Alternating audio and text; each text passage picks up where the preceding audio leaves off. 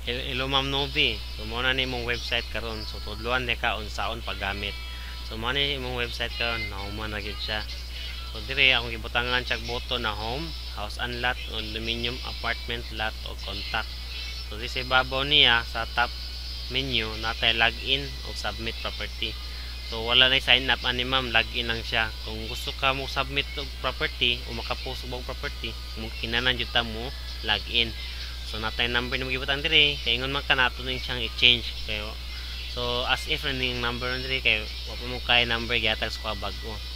So dire mo ni ang feature slider, so automatic ni siya change. So dire natay search button, natay property na gi-upload gikan sa Facebook na gikuha. So kaning featured property, so gikan gyapon sa Facebook kanatong ipang feature na property na bagong gi-upload. So this sa ubos makita nato ang footer. Dire ang location, property status, property type ug ang yang social media. So dire sa location natay na Talisay, Cebu. So kung gusto ka natay i-add na lugar, pwede nato na butangan. So property status katong gingon nimo na for sale ug for rent. So dire po sa property type natay condominium ug house and lot. Ang lot ug ang for rent kaning dire apartment ug lot wa pa nabutang kay ko man siya so, kaya atong na-upload man na property condominium ug house and lot. Kung natay ma-upload na bagong property like sa apartment mo add na siya dire automatic. Karon ma'am tudloan di ka unsaon pag-upload og bagong property diri sa imong website. So before ta maka-submit jud ma'am, kinahanglan jud ta mo login. So i-click ta ning login. So dire akong i-type ang imong account. So nasin na nako ni gikan sa Facebook. So pag human nimo butang sa imong account name mo imong password, login ta. So napansin nimo sa ibabaw na nay log out, profile of my properties. O pag i-click nimo ning properties, makita nimo diri ang property na ang akong gi-upload. So pwede nimo siya ma-view, ma-delete or pwede mo siya i-edit. Diri sa imong profile, pwede ka mag-change og picture, mag-add og mga additional information diri o pag-change og password. Then log out, kabalo naman ka unsay gamit ng log out ma'am. So dito sa submit property. So mag-i-click ning submit. So dito sa property title, so atong kapiyon ni ang Braya Flats Mactan. So asa yang address, kapiyon na nato niyang yang sugto nga Basak, Lapu-Lapu. I-paste gyapon siya dire. Automatic din siya mo sa Google Map. Then sa yung property description, ato na ning kapiyon gikan diri sa floor area. Okay, paste. Then ang property type, so since condominium ni, so ato siyang i-utang siya sa condominium. So yung location, ito na to ang Lapu-Lapu. Then yung status, ato i-check kung for rent ba ni or for sale. So dili nakabutang man siya for sale. So ato siyang 1.2 to 1.3 M. So ato lang ibutang yang max na price. So ibutang to ang for sale na yang sale o rent na price 1.3 million.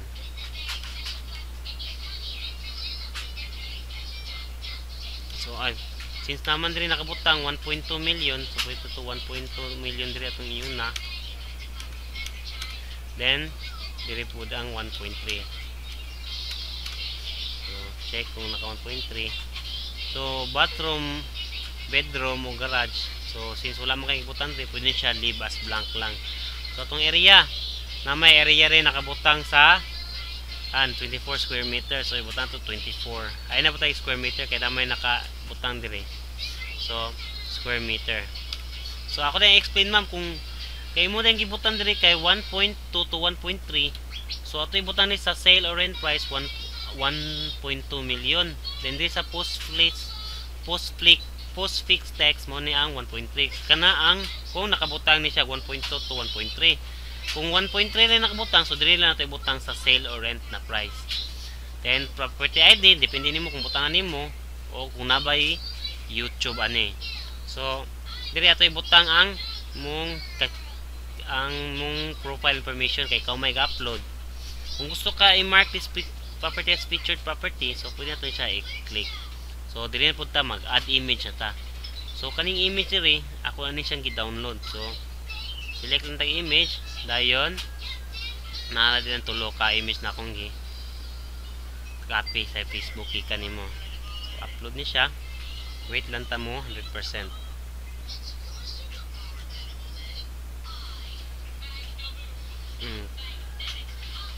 Pag 100% nila, nabantayan ng star diri. So ato ni i-click ding main new na picture kay mao na mo appear sa imong picture sa imong property. So i-click ni star. Na pwede delete sa button kung gusto ka i-delete ni siya. So diri ta sa ubos.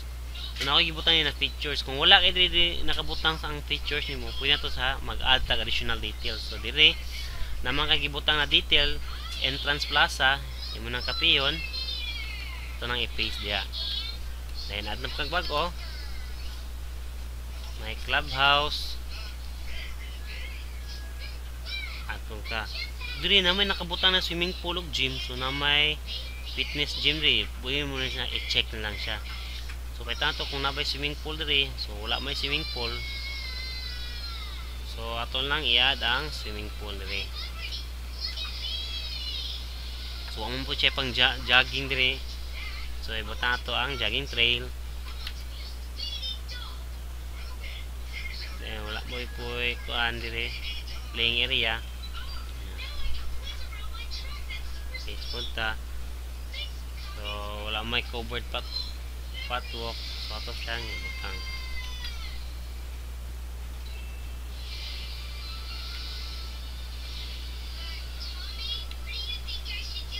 So diri man pwede ta mag-add pa diri, ato nang i-edit lang sa website, mag-add lang tag additional diri kung gusto ka na koy gusto ibutang. So for now ato lang siyang ibutang. Convenience store, mag-add lang ta diri. Paste. Napatay terminal hub. Ito nga. Og quick design.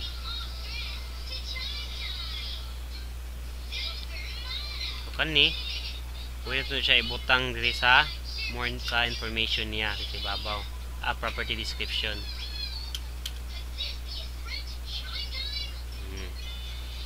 So, imo i-check man kung okay na ba tanan. For sale man ni siya. Condominium, Lapu-Lapu. Ang price niya, ang area, 24 square meter. So, okay na tanan. Make sure nakakuan ka sa picture nimo. Naka-highlight ng star. Kaya mamo na magawa sa as main picture niya. Then, imo siyang i-submit property. So pag submit niya, madto ka sa na nakadiri sa mong my properties na page nimo. So dire nakabutang na din dire sa imong property page nimo nanay Braya Flats Mactan. So 1.2 million to 1.3 million. So dire nakabutang, pwede mo nimo siya i-edit, i-delete o i-view. So ato siyang kung gusto ka i-edit, i-click mo siyang edit. Ubalik ka dire. Then imo lang siyang i-update once na nakay nabutang, imo lang siyang i-update. So once mahuman ni siya at balik kasi mong home, makita nimo diri ang imong gi-add na property. Braya Flats Mactan. Diri jud siya sa pinakauna jud nabutang. Oh, imo mang na featured, so ato siyang nasa rin sa featured. So diri makita nimo na imong condominium di upat na. And imong for sale na imong nang tulo. Then diri sila kaning mga zero di wala pa ni siya na adan. So this Lapu-Lapu na himo na siyang 1 kay naman kay gi-add na isa ka property gikan sa Lapu-Lapu. So ato siya i-click this condominium. Makita nimo diri sa na area na mga property na imong gipang-add na Mactan, Cebu, Mandawi ug Talisay. So diri na Braya Flats. So upat na imong condominium. So pwede po nimo i-view ang details. So diri makita nimo ang pila siya 1.2 million to 1.3. So 24 square meter. Na type niya condominium na status for sale. So dire makita pud jud nimo ang imong kisay nag-upload ani. Kaya pwede mo gamiton ang contact na agent. Na po makita nimo na similar properties. So tanan mga description nimo ibuta makita po dire. Na features, na fitness gym. Kung sa pala ay nakabutang.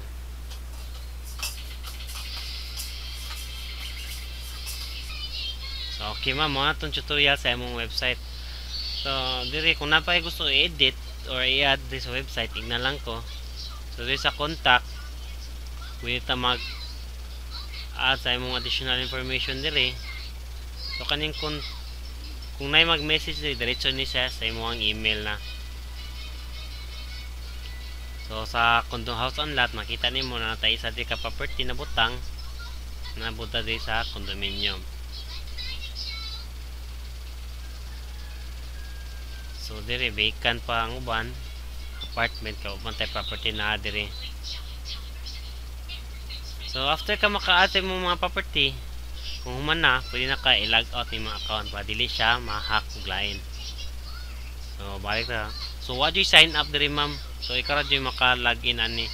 I-disable lang ang sign up, then ang submit property, di ka ka-submit og property kung walay, kung dili ka naka-login. Mo require siya og login. So mo ni siya ma'am. So